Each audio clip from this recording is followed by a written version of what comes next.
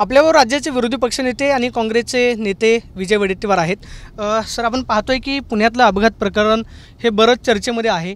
सत्ताधारी मात्र याच्यावरती बोलताना पाहायला मिळत नाही। विशेषतः अजित पवार पुण्याचे पालकमंत्री आहेत, त्यांच्या एका पक्षाच्या आमदाराचं नाव सगळ्या प्रकरणामध्ये आलेलं आहे। ते आमदारही बोलत नाहीत आणि अजित पवारही बोलत नाही।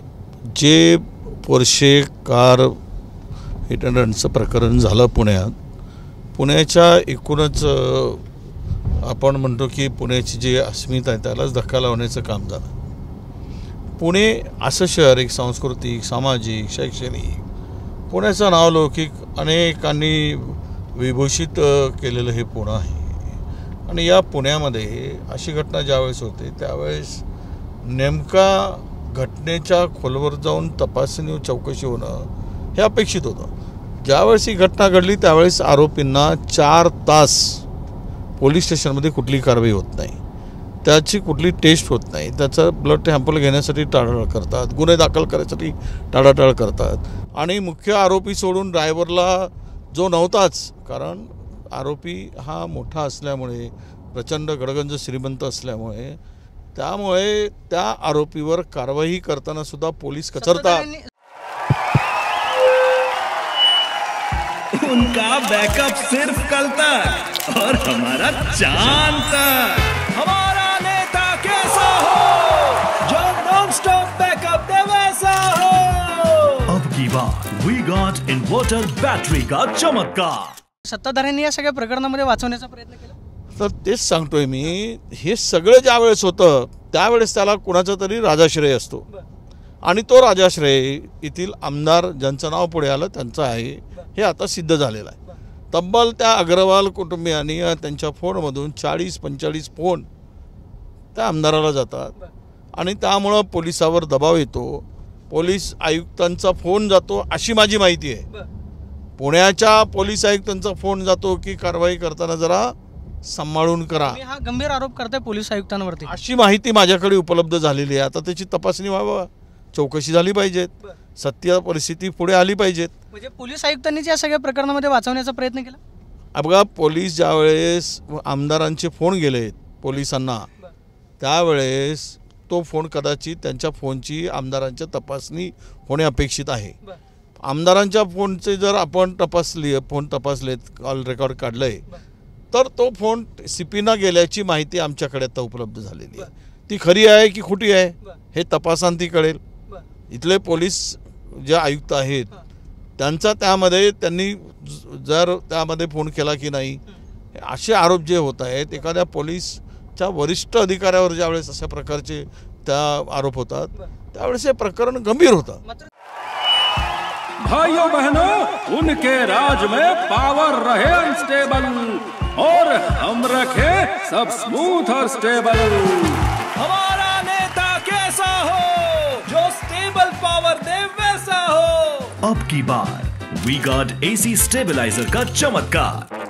देवेंद्र फडणवीस तर पुण्यात येऊन बसलेले होते, त्यांनी 2 दिवसात तातडीनं बैठक घेतली। ते असं म्हणतात की दोषींना कुठल्याही पाठीशी घातलं जाणार नाही। मात्र तुम्ही असं म्हणता की नाही, पोलीस आयुक्तांचा याच्यामध्ये फोन गेला, गृहमंत्र्यांनी मग कारवाई करायला पाहिजे।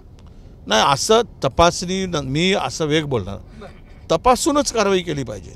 या प्रकरणाची आमची मागणी होती की न्यायालयीन चौकशी करा। खरं तर पालकमंत्र्यांनी पहिल्यांदा या सगळ्या प्रकरणात लक्ष घालायला पाहिजे आणि हे प्रकरण पालकमंत्र्यांनी लक्ष घातलं नसतं, तुरंत कारवाई झाली असती तर ह्या प्रकरणामध्ये लोकांचं लक्ष गेलं नसतं। हे प्रकरण लोकांनी उकरून काढलं, आम्ही म्हणत नाही की आम्ही काढलं आहे, की प्रकरण लोकांनी उचललं आहे। आणि या सगळ्या प्रकरणामध्ये ज्यावेळेस ही मोठी नावं येतात आणि मोठी नावं आल्यानंतर त्यांना त्या आरोपीला वाचवण्याचा जीवापाड रान करतात किंवा प्रयत्न करतात, अशा वेळेस हे प्रकरण किती गंभीर होतं हे लक्षात येईल। ब्लड रिपोर्टमध्ये सध्या सर फेरफार करण्यात आला, ज्याच्यामध्ये ससूनचे 2 खरं डॉक्टर जे आहेत ते निलंबित करण्यात आले। मात्र त्या व्यक्तीचा ब्लड रिपोर्टच देण्यात आला नाही, त्याच्यामध्ये फेरफार करण्यात आली अशी माहिती आहे की आमदारांनी फोन केला किंवा त्या डॉक्टरांवरती कोणाचं प्रेशर होतं असं तुम्हाला वाटतं? नाही, आमदारांचे फोन आणि डॉक्टरांचे फोनसुद्धा कॉल रेकॉर्ड तपासले पाहिजे। त्यांनी त्यांच्यावरही प्रेशर टाकलं आणि तो तावरे नावाचा डॉक्टर जो आहे तो बदमाश आहे, त्याच्यावर अनेक गंभीर आरोप आहेत। तो त्या राजाश्रयामुळे आता 10 वर्ष झाले तो त्या ठिकाणी आहे। यापूर्वी त्याच्यावर किडनीच्या रॅकेटमध्ये सुद्धा त्याच्यावर कारवाई झाली होती. म्हैसेकर नावाचे तत्कालीन पोलीस आपल्या आरोग्य संचालक होते, त्यांनी तो अहवाल दिला होता की याला निलंबित करा, याची बदली करा. CMकडे प्रस्ताव गेला होता 16 अधिकाऱ्यांचा 2023 त्यावेळेस हा व्यक्ती सोडून इतर सर्वांची त्या ठिकाणी बदली झाली. कारण याला का वाचवलं, त्या ठिकाणी प्रदीप शर्मा नावाचा माणूस तिकडे ॲडमिट होता, त्याला त्या सुविधा पोचवायच्या होत्या आणि त्यासाठी त्या CMO ऑफिसमधून त्यांना प्रोटेक्शन देण्याचं काम झालं असा माझा गंभीर आरोप आहे. ह्याही पलीकडे जाऊन त्याचे ब्लड रेकॉर्ड, ब्लड टेस्ट जे रिपोर्ट आहेत किंवा ब्लडचे नमुनेच बदलले जातात आणि दुसरे नमुन्याचा रिपोर्ट दिला जातो. हा किती शातीर माणूस असावा की एखाद्या अल्पवयीन आरोपी अल्पवयीन आहे किंवा मोठा आहे की काय जाऊ दे, आरोपी तो आरोपी असतो. तो गाडी चालवतो, ड्राईव्ह करतो म्हणजे काय तो काही दुधखुळा बाळ नाही आणि लोकांचा जीव घेतो. 2 अभियंते त्या ठिकाणी मारले त्यांनी आणि त्यांचं कुटुंब उद्ध्वस्त केलं आहे. अशा व्यक्तींना वाचवण्यासाठी त्यांचे नमुने बदलायचे, इतकं धाडस कसं करू शकतो तो? हे धाडस करण्यामागे 100% राजकीय हात आहे. आणि उद्याच्या दृष्टीने चौकशी निपक्ष झाली, CBI चौकशी झाली किंवा त्याची न्यायालयीन चौकशी झाली तर तुम्हाला आमदार सुनील टिंगरे हे दोषी दिसतील, हे त्यामध्ये इन्व्हॉल्व झालेले दिसतील. त्यांनीच त्या तावरेसाठी पत्र दिलं होतं नियुक्ती करा म्हणून. आणि या सगळ्या प्रकरणामध्ये संशयाची सुई आज त्या आमदाराच्याकडे जाते. आणि सगळ्यात महत्त्वाचं की या सगळ्या प्रकरणामध्ये आता तुमच्यावरती सुद्धा टीका व्हायला सुरुवात झाली की नाही, एवढे दिवस मग विरोधी पक्षनेते कुठं होते, ते नेमकं या प्रकरणामध्ये का बोलत नव्हते? अरे माझं तर सर्वप्रथम ट्विट आहे या प्रकरणाला. सर्वात आधी जर वाचा कोणी फोडली असेल तर ते मी फोडली आहे. माझं सर्वात आधी ट्विट आहे, ट्विटवरून बातमी झाली, माझी प्रेस नोट निघाली याची चौकशी करायसाठी. जे कोण म्हणतायत ते त्यांना आता मी जे विषयाला घेऊन पुढे जातो आहे त्यांच्यामुळे त्यांचा जळफळाट कदाचित होत असेल मी कुठे होतो म्हणण्यापेक्षा. कारण मला ही तर स्पष्ट आहे की माझं ट्विट कधीच आहे काढावं, मी का या विषयावर लक्ष केंद्रित केलं की नाही, चौकशी करण्याची मागणी केली की नाही, प्रेस नोट काढली की नाही, मी पत्रकारांना सगळ्यांना माझ्या प्रेस नोट गेली की नाही, हे सगळं ओपन आहे. त्यामध्ये याच्यामध्ये खरं तर ड्रिंक अँड ड्राईव्हची कलम जे आहे ते लागण्यासंदर्भात बरीच चर्चा झाली की नाही, सुरुवातीला हे कलम का पोलिसांनी FIR मध्ये टाकलं नाही.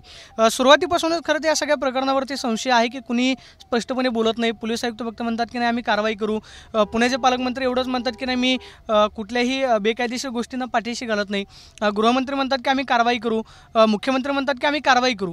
मात्र याच्यामध्ये मुख्य सूत्रधार आता सध्या जरी अटकेमध्ये असले तरी ठोस कारवाई होताना पाहायला मिळत नाही असं वाटतं. ठोस कारवाई कुठली होत नाही, हे केवळ फार्स आहे, त्याला वाचवण्याचा प्रयत्न आहे. ज्या पल्लवी डॉक्टर साफळेंचं ते नियुक्ती केली त्यांच्यावर गंभीर आरोप आहेत. ब्लड प्लाझ्मा विक्रीचा आरोप आहे त्यांच्यावर, त्यांची ते काय करणार, त्यांच्यावर अनेक गंभीर आरोप आहेत. ही चौकशी म्हणजे थातुरमातुर आहे, ही चौकशी म्हणजे एक फार्स आहे, बनावट आहे आणि मूर्ख बनवण्याचा धंदा आहे पुणेकरांना, मी स्पष्टपणे सांगतो आहे. यामध्ये चौकशीची त्या अशा अधिकाऱ्याकडून केली, निपक्ष व्हायला पाहिजे होती आणि तेच करणार, तोच रिपोर्ट देणार. त्यांच्यासाठी बिर्याणी सुद्धा मागवून आली जेवणासाठी पल्लवींसाठी. नाही बिर्याणी खातील ते, त्यांच्या पूर्ण बडेजावपणा केलं जाईल म्हणजे आणि हे सगळी व्यवस्था केली जाईल आणि ते मोकाट सोडतील. खरं तर 4 तास गुन्हा दाखल करण्यासाठी का वेळ लावला, 11 वाजतापर्यंत गुन्हा दाखल का नाही झाला, त्यांच्यावर तो पोलीस अधिकारीला कशाला वाचवत आहे, त्याला आत्तापर्यंत सस्पेंड का नाही केलं, ही तिथून सुरुवात व्हायला पाहिजे होती. आणि आत्तापर्यंत हे दोनही डॉक्टर यांच्यावर इतका सदोष मनुष्यवधाचा इतका गंभीर गुन्हा केला आहे, यांना निलंबित काय, खरं तर यांना आत्तापर्यंत हे जेलात असायला पाहिजे, सडत असायला पाहिजेत. इतका गंभीर गुन्हा हे सुटू शकत नाहीत आणि ह्याचा तडा आम्ही लावूच, आम्ही सोडणार नाही. आम्ही विधानसभेमध्ये करू आणि पुणेकरांच्या ज्या भावना आहेत, ज्या दुःख आहे ते आम्ही त्या भावनेला धरूनच आज पुणे सुरक्षित आहे का, पुण्याची काय अवस्था करून ठेवली या सगळ्या ड्रग्सनी याच्यानी. तो तर तावरे नावाचा डॉक्टर ड्रग्स आरोपींना वाचवण्यामध्ये सुद्धा त्याचा सहभाग होता. अशा आरोपींना पाठीशी घालताय आणि आमदार पाठीशी घालून 10 वर्ष त्या ससूनमध्ये एका ठिकाणी एका पोस्टवर ठेवताय आणि त्याच्याकडे कुठला ठेवा तर त्या विभाग, तर तो मला वाटतं की अवयव प्रत्यारोपणाचा म्हणजे ट्रान्सप्लांटचा विभाग ठेवा आणि त्यातून त्यांनी लोकांचे किडन्या काढण्याचा प्रकार करेल, पैसे कमवेल आणि यांना पैसे देईल. अरे मृतकांच्या टाळूवरची लोणी खाणाऱ्यांची अवलाद दिसते तुमची. ही काय पद्धत आहे? एक तुम्ही कोणाला वाचवायचं, आरोपी कोणीही असू देत, कितीही मोठा असू देत, पण तो गंभीर आहे विषय किंवा गुन्हा गंभीर आहे, त्यावेळेस राजकारण्यांनी अशा छंदात पडू नये. पण ते पडलेले दिसत आहेत, त्यांना वाचवण्याचा प्रयत्न दिसत आहे. दादा म्हणतात की मी फोन केला आहे सत्यता जाणून घेण्यासाठी. सत्य काय आहे? सत्य लपवलं जात आहे, त्यावेळेस काय सत्य पुढे येत आहे. त्यामुळे हे सगळा रेकॉर्ड तपासला गेला पाहिजे. पवार आमदारांना पाठीशी घालतात, आमदारांना वाचवण्याचा प्रयत्न करतात. एक स्पष्ट आहे, ते आता आपल्या आमदारांना पाठीशी कारण आहेच काय, पुढचे काय आता लोकसभेमध्ये तर शून्य आहेत तेवढे सांभाळावेत. आणि तो किती म्हणूनच म्हणतो की अजितदादांच्याकडनं आम्हाला अपेक्षा अशी आहे की या आमच्या आमदाराची तुम्ही चौकशी करा, या जर दोषी असेल त्याच्यावर कारवाई करा, ही मागणी त्यांनी करायला पाहिजे. आणि आज हे सगळं प्रकरण इतकं गंभीर आहे की या सगळ्या प्रकरणामध्ये कुठली तरी ते SIT नेमून अधिकाऱ्यांची नियुक्ती करून, ते सुद्धा भ्रष्ट अधिकाऱ्यांची नियुक्ती करून याच्यातून काही फायदा होणार नाही. सगळ्यात महत्त्वाचं म्हणजे अजित पवारांची नार्को टेस्ट करा असं अंजनी दमाले यांनी म्हटलं. त्याच्यावरती अजित पवार गटाचे नेते असं म्हणतात की नाही, ही रिचार्जवरती चालणारी बाई आहे, की अजित पवारांची नार्को टेस्ट कशाला करायची. नाही, मी काही नार्को टेस्टची वगैरे मागणी करणार नाही किंवा तो काय म्हणाले त्याच्याशी माझा संबंध नाही. पण एक आहे, ते पुण्याचे पालकमंत्री म्हणून या घटनेकडे लक्ष का घातलं गेलं नाही, वेळेवर त्यांच्या प्रतिक्रिया किंवा त्यांनी लक्ष घालून कारवाईसाठी का पुढे आले नाहीत, ते आमदार का बोलत नाहीत. तर आणि आमदारांचे कॉल रेकॉर्डच्या तपासणीची मागणी तर केलीच, ते ओपन आहे, काही लपून राहिलेलं नाही. आणि त्याच्यावरून त्यांच्या फोनवरून कॉल गेलेत, अग्रवालांच्याकडून गेलेत, अग्रवालांच्याकडून फोन आले, डॉक्टरांना फोन गेलेत, पोलीस स्टेशनला फोन गेलेत. आता त्यांचे फोन कोणाकोणाला गेलेत, पोलीस कमिशनरला गेलेत का, हे सुद्धा पाहिलं पाहिजे ना. म्हणजे अजित पवारांचे फोन कमिशनरला गेलेत, काही पाहिलं पाहिजे. हो, सगळेच पाहिलं पाहिजेत. ह्या सगळ्याच्या प्रकरणाची एकूण चौकशी झाली पाहिजे, अशी आमची मागणी आहे. मात्र आता सर, तुमचे एकटेच काँग्रेसचे आमदार रवींद्र धंगेकर हे पुण्यामध्ये आंदोलन करतायत, एक्साईज डिपार्टमेंटमध्ये जात आहेत. त्यांच्यावरती मात्र टीका होती की नाही, हे प्रसिद्धीसाठी करतायत. पुण्यामध्ये अजित पवारांचे आमदार आहेत, भाजपचे आमदार आहेत, तरीसुद्धा मात्र एकमेव रवींद्र धंगेकर बोलत आहेत. असं हे रवींद्र धंगेकर हा सामान्य कार्यकर्ता आहे, जमिनीवरचा कार्यकर्ता आहे, त्याला लोकांच्या दुःखाची जाणीव आहे. यांच्यासारखा राजकारणातून तो गरगंज संपत्ती काढून लोकांना छळून लोकांना लुबाडून मोठा झालेला व्यक्ती नाही. तो ग्राउंडचा कार्यकर्ता आहे आणि सामान्य कार्यकर्ता म्हणून पुणेकरांचे दुःख वेचायचं काम प्रामाणिकपणे तो करतो आहे आणि लोकांच्या दुःखात सुखामध्ये नेहमी सदैव तो राहिलेला आहे. आणि अशा वेळेस या प्रकरणाचा छडा लावून न्याय मिळाला पाहिजेत मृतकांना, त्यांच्या कुटुंबियाला, ही रास्त अपेक्षा ठेवून तो काम करतो आहे. त्यामध्ये त्यांच्यावर टीका करण्याची काय गरज आहे? म्हणजे जो कोणी प्रकरण उचलतो त्याच्यावर टीका करा आणि प्रकरण दाबणाऱ्याला मात्र तुम्ही पाठीशी घाला, हे कुठली भूमिका आहे? आणि हे म्हणून लाज वाटायला पाहिजेत असं त्यांच्यावर बोलत असताना की आपण काय बोलतो आहोत. पुणे या शहराच्या एकूणच मला वाटतं की जो नावलौकिक आहे त्यालाच धक्का देण्याचं काम झालेलं आहे. हे सगळं करत असताना यामध्ये दोन गोष्टी अत्यंत महत्त्वाच्या आणि लक्षात घेतल्या पाहिजेत. पोलीसचे अक्षम्य चूक ती पोलिसाची ती मापच करू शकत नाही. त्यामध्ये 11 वाजताची कारवाई जी होती, 11 वाजतापर्यंत ते टाळाटाळ झाली. तिथे गेल्यानंतर ब्लड टेस्टमध्ये सुद्धा टाळाटाळ झाली. तो ड्रिंक्स केल्यानंतर त्याची टेस्ट करण्यामध्ये टाळाटाळ झाली. गुन्हा नोंदवण्यामध्ये टाळाटाळ झाले. हे काय प्रकार आहे? हे म्हणजे स्पष्ट आहे की यातून त्यांना पूर्णतः पाठीशी घालणं, त्यांना वाचवणं हे झालेलं होतं. की पुण्याची जनता फार जागरूक आहे, त्यामुळे आज त्या कुटुंबाला न्याय मिळण्याची अपेक्षा आहे. सर, राजकीय प्रश्न आहे. एकनाथ शिंदे गटानं आता संजय राऊतांना कायदेशीर नोटीस पाठवलेली आहे. संजय राऊतांनी सामनामधून आरोप केला होता की नाही, शिंदे गटानं प्रत्येक मतदारसंघामध्ये 25-33 कोटी रुपये वाटले. त्याचं म्हणतात की पुरावे दाखवा, अन्यथा बिनशर्त माफी मागा, अन्यथा आम्ही तुम्हाला उभं करू. नाही, ते न्यायालयीन लढाई काय होईल ते करतील, त्यांचा तो विषय आहे. आता खरं तर पैसे वाटले की नाही वाटले तर हे जी चर्चा महाराष्ट्रातली आहे प्रत्येकाच्या तोंडाला तुम्ही काही झाकण लावू शकत नाही. कोणाला किती पैसे दिलेत, कोणत्या उमेदवाराला किती पैसे मिळालेत, ही जी कुजबूज आहे ती कुजबूज कशी थांबवणार? नोटीस मारून थोडी थांबवणार आहात तुम्ही. त्यामुळं ते त्याचं उत्तर काय ते देतील. पण महाराष्ट्रामध्ये मात्र पैशाचा खेळा हा प्रचंड झाला आणि ते हे सरकार 2.5 वर्षाची आता आलेली त्रिकुटांचं सरकार आल्यानंतर फोडाफोडी करून बेईमान सरकार आल्यानंतरच पैशाचा खेळा झाला. कारण हे सरकारच टक्केवारीसाठी आलेलं आहे. टक्केवारी घ्या, काम द्या, म्हणजे बॉन्ड घ्या, म्हणजे धंदा लो चंदा लो, असंच धंदा आहे यांचा. दुसरं काय आहे? आज चंदेखोर आहेत हे लोक. त्यामुळे ह्यांनी प्रचंड पैसा ओतला, पण लोकांनी यांच्या पैशाला जुमानलं नाही. यांचा पैसा त्या फुकट गेला असं म्हणेल. कारण हपापाचा माल गपापा, तर ते इतकं लुटून ठेवलेलं आहे. तर लोकांनी त्यांच्या त्या बेईमानीच्या पैशाला हात लावला नाही, किंवा ज्यांनी खाल्लं असेल तर मला माहीत नाही. पण पैसे मात्र प्रचंड झालेत, वाटले गेलेत. आणि पैशाचा महापूर महाराष्ट्रात हे पहिल्यांदा पाहायला मिळाला आहे. ही निवडणुका कधी अशा निवडणुका झाल्या नव्हत्या महाराष्ट्रात. लोकसभेच्या निवडणुकीमध्ये आपण पाहिलं आहे कायदा सुव्यवस्था धाब्यावर बसवला गेला आहे. कायदे नाही, नियम नाही, काही नाही. कुठे त्या निवडणूक आयोग कुठे आहे ते दिसत नव्हता, त्यांचा पत्ता लागत नव्हता. आणि बोगस मतदानांची नावं गायब, हे जे सगळे झालेत. आणि काही ठिकाणी तर पैसे देऊन पहिलेच शाही लावून घेतली, हेही प्रकार झालेत. ते कोण आहेत? तर सत्ताधारीच आहेत. त्यामुळे तुम्ही काय नोटीस पाठवणार आणि फाय मिळवणार आहे, याचं उत्तर ते देतील. पण एक स्पष्ट आहे, महाराष्ट्रामध्ये मात्र राजकारण नासवण्याचं काम झालेलं आहे. ते कोणी केलंय हे महाराष्ट्र ओळखतोय. सर, आज जितेंद्र आव्हाड हे महाडला गेलेले होते. मनुस्मृतीच्या विरोधामध्ये ते आंदोलन करणार होते. आंदोलन करताना त्यांच्याकडून बाबासाहेब आंबेडकरांचा फोटो जो आहे तो फाडला गेला. त्या विरोधामध्ये आज दिवसभरामध्ये भाजपकडून आंदोलन करण्यात येत आहेत. ते सांगतात की नाही, डॉक्टर बाबासाहेब आंबेडकरांचा फोटो जो आहे तो जितेंद्र आव्हाडांनी जाणून बुजून फाडलेला आहे. त्याच्यावरती त्यांनी माफी मागितली, मात्र आता बरीच टीका होताना पाहायला मिळते. नाही, हे भाजप जितेंद्र आव्हाड हा पुरोगामी विचाराचा सच्चा कार्यकर्ता आहे. तो कशाची पर्वा न करणारा जितेंद्र आव्हाड आहे, मला माहिती आहे. त्यामुळे तो बाबासाहेबांचा आव्हान होईल अशा प्रकारचं कुठलंही काम तो करूच शकत नाही, हे मी ठाम विश्वासाने सांगतोय. बाबासाहेबांचा विचाराचा एक सच्चा सैनिक बनेल असं तो पुरोगामी आणि विचाराचा पाईक असलेला कार्यकर्ता.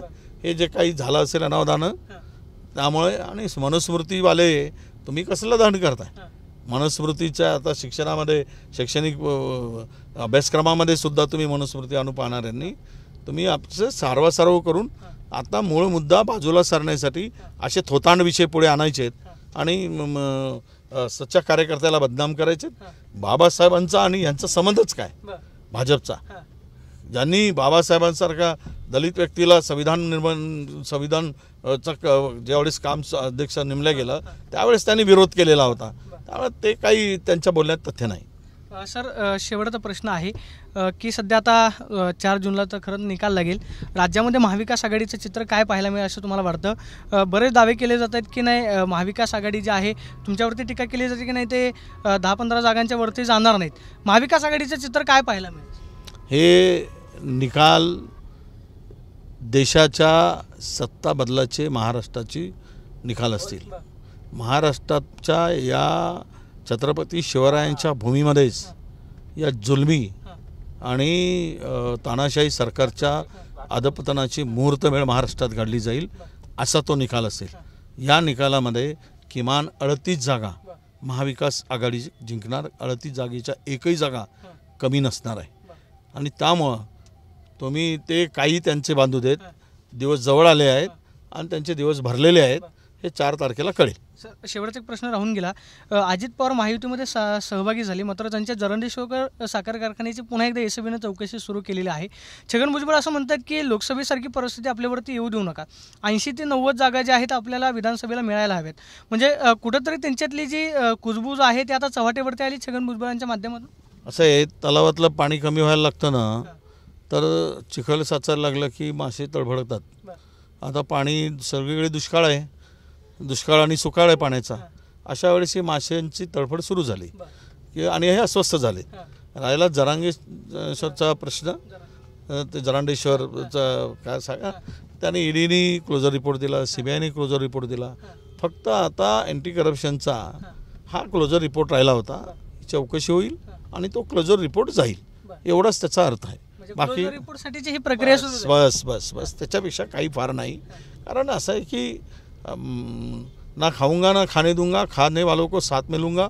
त्यामुळं त्यांना सोडणार कसं ते.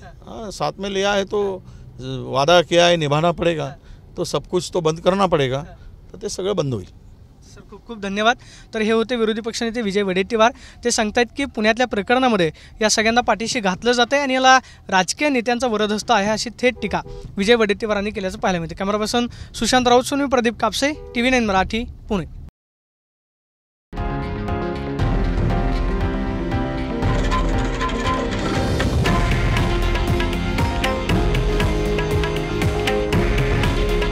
हे आहे देशातील नंबर 1 न्यूज नेटवर्क आणि आपण पाहत आहात TV9 मराठी.